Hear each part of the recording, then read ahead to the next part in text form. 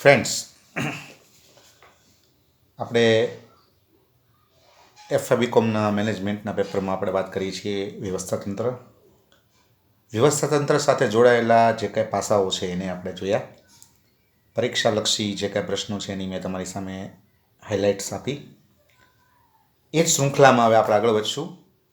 આપણો નવો ટૉપિક છે સત્તા સોંપણી. આમ તો એ વ્યવસ્થાતંત્રમાં જ આવતો ટૉપિક છે, પણ આપણે એને અલગ એક ચેપ્ટર તરીકે અહીંયા મૂકીએ છીએ તમારી એક સરળતા માટે. ફરી એકવાર, આ વ્યવસ્થાતંત્રનો જ ટૉપિક છે, એના અંડરમાં જ આમ તો ખરેખર એ આવે છે. એટલે તમે વ્યવસ્થાતંત્રના ટાઇટલ નીચે તમે આનો અભ્યાસ કરી શકો, પણ just for your knowledge and just for your easiness મેં એને અલગ એક ચેપ્ટર તરીકે તમારી સામે હું અહીંયા મૂકું છું. સત્તા સોંપણી. આપણે ત્યારે પણ વાત કરી વ્યવસ્થાતંત્રના જે કાંઈ કન્સેપ્ટ છે એની અંદર, કે વ્યવસ્થાતંત્રમાં તમારે સત્તા અંગેની વિચારણા કરવાની છે. પહેલાં કાર્યના જૂથો બનાવશું, પછી જુદા જુદા પદો અથવા સ્થાનો અંગેની વિચારણા કરશું, અને ત્યારબાદ આપણે ખાસ કરીને વિચારવાનું છે સત્તા, ફરજ અને જવાબદારી. કે ભાઈ કયા સ્થાનની અથવા કઈ જગ્યાની અથવા જુદા જુદા સ્થાનોમાં જે લોકો કામ કરવાના છે એ લોકોની સત્તા, એ લોકોની જવાબદારી, એ લોકોની ફરજ કેવા પ્રકારની હશે, આપણે એની વિચારણા કરીએ છીએ.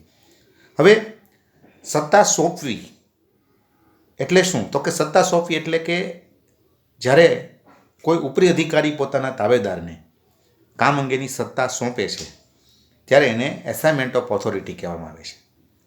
તો એના ઉપર આપણે આ ચેપ્ટરમાં વાત કરશું, અને જુદા જુદા જે કાંઈ પાસાઓ છે પરીક્ષાલક્ષી એને આપણે જોવાનો પ્રયત્ન કરશું.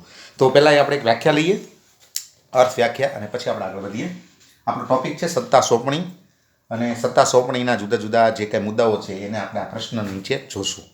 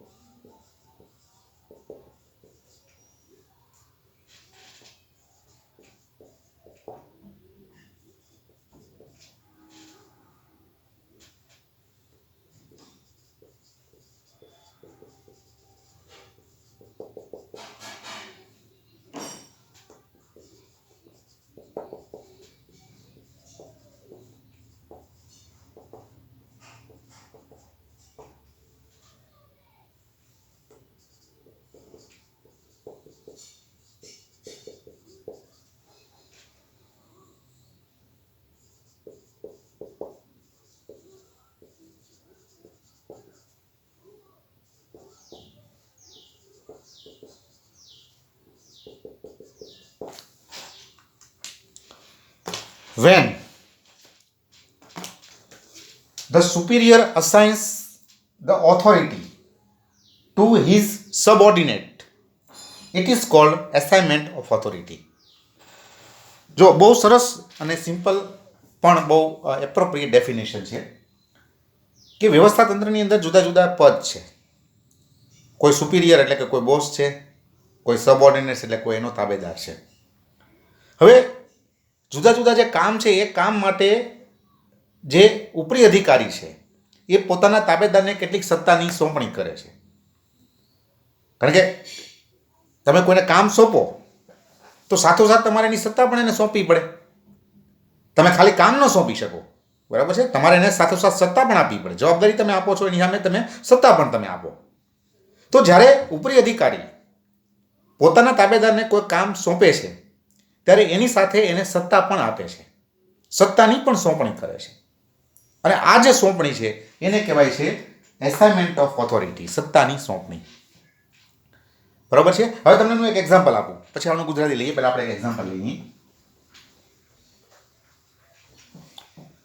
માની લો કે આ વેચાણ મેનેજર છે. એક સરસ એક્ઝામ્પલ તમને હું આપું જસ્ટ ફોર યોર નોલેજ. આ વેચાણ મેનેજર, હવે એના અંડરમાં માની લો કે કામ કરે છે જાહેરાત.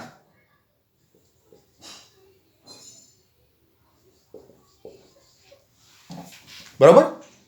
એની નીચે ઘણા બધા લોકો કામ કરતા હોય. પછી વેચાણ આસિસ્ટન્ટ, વેચાણ મેનેજર, બરાબર. પછી વેચાણ વૃદ્ધિ મેનેજર વગેરે વગેરે આવા ઘણા બધા કામ કરતા હોય. હવે આપણે ફોર એક્ઝામ્પલ વાત કરીએ આની. હા, આ કોણ છે? તો કે આ છે ઉપરી. આ કોણ છે? તો કે એનો તાબેદાર, અથવા જેને આપણે ગુજરાતીમાં શુદ્ધ ગુજરાતીમાં કહીએ તો હાથ નીચે કાર્ય કરતો વ્યક્તિ, બરાબર. હવે આ ઉપરી અધિકારી છે, આ એનો તાબેદાર છે. સંપૂર્ણ જે કંઈ વિભાગની સત્તા આની પાસે છે.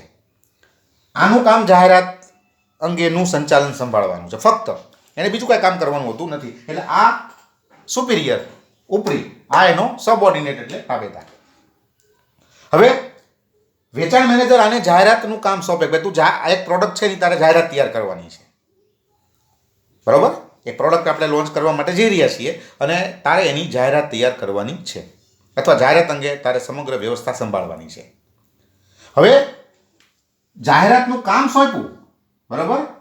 જાહેરાતનું કામ એને સોંપી દીધું, તો સાથોસાથ કયું માધ્યમ પસંદ કરવું, કેવા પ્રકારની જાહેરાત તૈયાર કરવી, બરાબર છે, એ અંગેની સત્તા પણ એ એને સોંપશે. ખાલી કામ સોંપવાથી કામ ન થાય, તમારે એની સાથે રિલેટેડ જે સત્તા છે એ પણ તમારે એને અસાઇન કરવી પડે, સોંપવી પડે. એટલે વેચાણ મેનેજર છે એને એક નવી પ્રોડક્ટ છે એની જાહેરાતનું કામ એને સોંપ્યું કે ભાઈ તારે નવી એક પ્રોડક્ટ આપણે લોન્ચ કરવાના છીએ, તારે એનું જાહેરાત સંભાળવાની છે, જાહેરાતનું સંચાલન તારે સંભાળવાનું છે. તો હવે એ કામ સોંપવાની સાથે સાથે માધ્યમની પસંદગી કરવાની સત્તા, પછી જાહેરાતનું સ્વરૂપ પસંદ કરવાની સત્તા, આ બધી સત્તા એ એને સોંપી દેશે કે ભાઈ કયું માધ્યમ પસંદ કરવું એ પણ તું નક્કી કરજે, કેવા પ્રકારની જાહેરાત તૈયાર કરવી એ પણ તું પણ નક્કી કરજે, જાહેરાતનું સ્વરૂપ કેવા પ્રકારનું રાખવું એ પણ તું નક્કી કરજે. તો આ રીતે કામની સાથે સાથે એ એને સત્તા પણ આપે છે. આને કહેવાય છે સત્તાની સોંપણી, in the simple way, in the simple language, બરાબર છે. તો હવે આપણે એનું ગુજરાતી લખશું.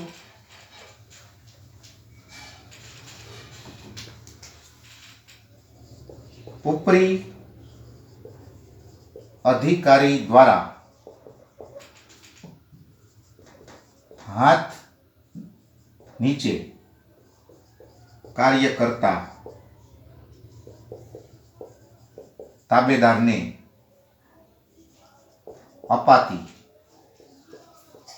કાર્ય અંગેની સત્તા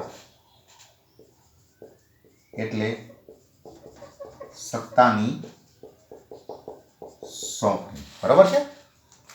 હાથ નીચે જે કામ કરે છે એને કામની સાથે સાથે સત્તા પણ આપવામાં આવે, ધેટ ઇઝ કોલ્ડ સત્તાની સોંપણી. એને સત્તાની સોંપણી કહેવામાં આવે છે. તો આ રીતે તમે એનું ગુજરાતી લખી શકો.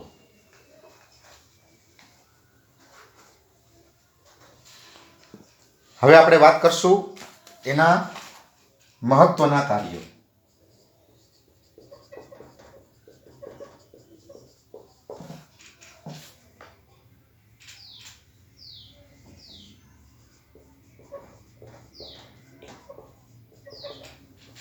સત્તા સોંપણીની અંદર શું સોંપવામાં આવે છે, બરાબર. તો એમાં 3 વસ્તુ સોંપાય છે. એમાં પહેલું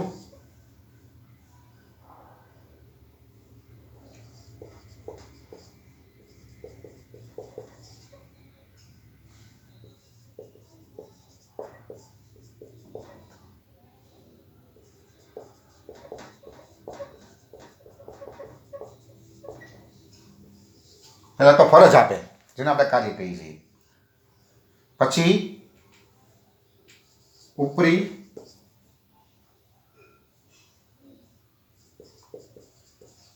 તાબેદારને ફરજ બજાવવા માટે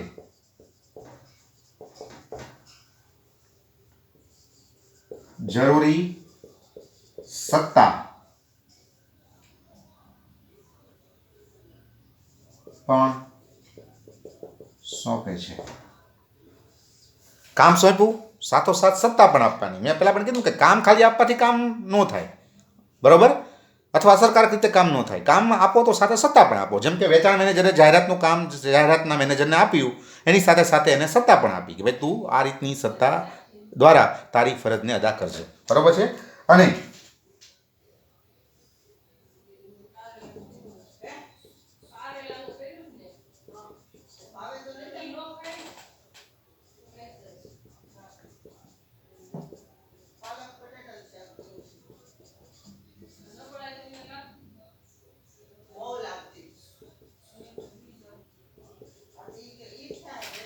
બરોબર, આ ત્રણ વસ્તુ યાદ રાખવાની: ફરજ, સત્તા અને અહેસાન.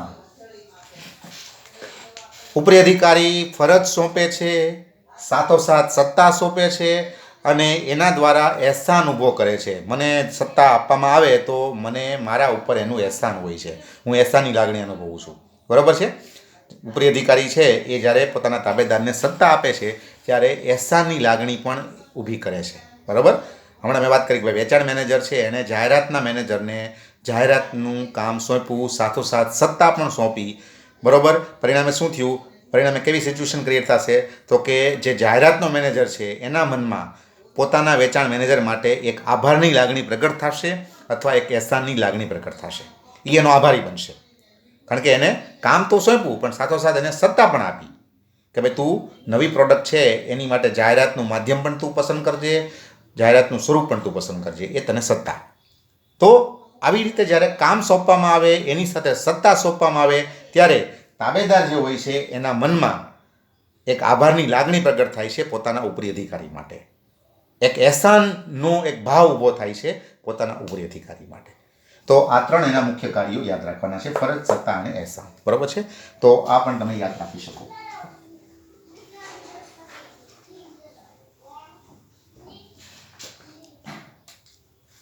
અને હવે આપણે છેલ્લે વાત કરી લઈએ સત્તા સોંપણીના સિદ્ધાંતો.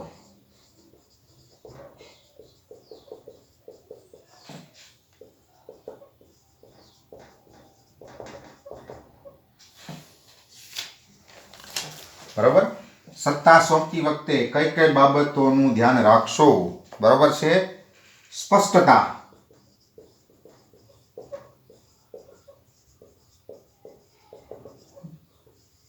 પછી જવાબદારીની વ્યાપકતાનો સિદ્ધાંત જે આપણે ચર્ચા કરી હતી.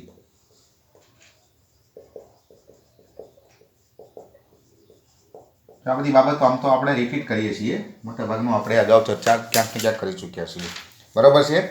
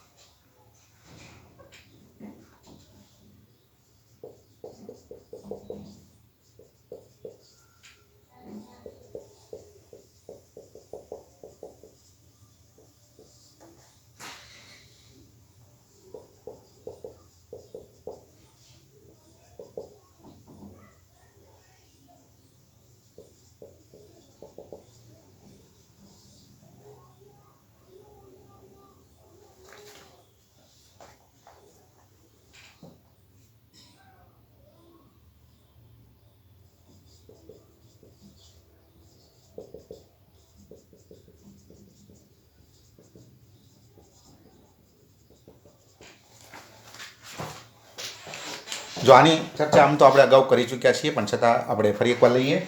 સ્પષ્ટ કરો તમે કયું કામ સોંપો છો અને એની સાથે તમે કેટલી સત્તા સોંપો છો. બરાબર. જ્યારે ઉપરી અધિકારી પોતાના તાબેદારને સત્તા સોંપે છે ત્યારે એને સ્પષ્ટ કરવું જોઈએ કે કયું કામ સોંપવામાં આવે છે અને એની માટે કેટલી જવાબદારી અને કેટલી સત્તા એને આપવામાં આવે છે. It should be clear. બરાબર. નહીંતર કર્મચારીને જ ગૂંચવાણો થશે કે હું આમ કરું કે ન કરું, મને આ સત્તા આપી કે નથી આપી, મારા કામ કરું કે ન કરું. જેમ કે આપણે વાત કરી કે ભાઈ વેચાણ મેનેજર છે એણે પોતાના જાહેરાતના જે મેનેજર છે એને સત્તા આપી. બરાબર છે કે ભાઈ તું એક નવી પ્રોડક્ટ છે એની જાહેરાતનું સંચાલન સંભાળશે. તો એને ક્લિયર કરવું જોઈએ કે ભાઈ માધ્યમની પસંદગી તારે કરવાની છે. હવે એવું ધારો કે ક્લિયર ન કર્યું તો ઓલો કન્ફ્યુઝ થઈ જાય કે ભાઈ મારે કયું માધ્યમ પસંદ કરવું, મારે કરવું પછી એને ઉપર અધિકારીને છે એને પૂછીને કરવું. તો કન્ફ્યુઝન ન થાય એટલા માટે ઇટ શુડ બી ક્લિયર. કે તમને કયું કામ સોંપવામાં આવે છે અને એની સાથે તમને કેટલી સત્તા આપવામાં આવે છે. બીજું, જવાબદારીની વ્યાપકતાનો સિદ્ધાંત હંમેશા યાદ રાખવાનું, કામ સોંપી શકાય, જવાબદારી આપી શકાતી નથી. મેં વાત કરી કે કોલેજ મને કોઈ કામ સોંપે તો હું વિદ્યાર્થીને આપી શકું, ભાઈ તું વિદ્યાર્થીને એમ કહું ભાઈ તું આ કામ કરી નાખજે, પણ એની જવાબદારી તો મારી જ છે. હું જવાબદારી ન આપી શકું, જવાબ મારે આપવાનો. કામ બગડે તો મારી જવાબ મારે આપવાનો છે, બરાબર છે. ફાઇનલ રિસ્પોન્સિબિલિટી મારી છે, જવાબદારી આપી શકાય નહીં. એટલે નિયમ છે, યાદ રાખજો સૂત્ર, કામ સોંપી શકાય છે, ફરજ સોંપી શકાય છે, જવાબદારી આપી શકાતી નથી, બરાબર છે. પરિણામલક્ષી સત્તા સોંપણી, તમે જે પરિણામ મેળવવા માંગો છો એ પ્રમાણે સત્તા આપો, બરાબર. તમારે કેવા પરિણામો મેળવવા છે એને ધ્યાનમાં રાખી અને તમે તમારા તાબેદારોને સત્તા સોંપો. પછી સમતુલા, જેટલી સત્તા જવાબદારી, બરાબર, જેટલી સત્તા એટલી જવાબદારી, અથવા જેટલી જવાબદારી એટલી સત્તા હોવી જોઈએ, બે વચ્ચે બેલેન્સ હોવું જોઈએ. મેં હમણાં લાસ્ટમાં વાત કરી કે ભાઈ જવાબદારી વધારે હોય, સત્તા ઓછી હોય તો કામ અસરકારક નહીં થાય. જવાબદારી ઓછી છે, સત્તા ખૂબ વધારે છે તો પણ જેને કહેવાય કે કામ અસરકારક નહીં થાય. It should be balance.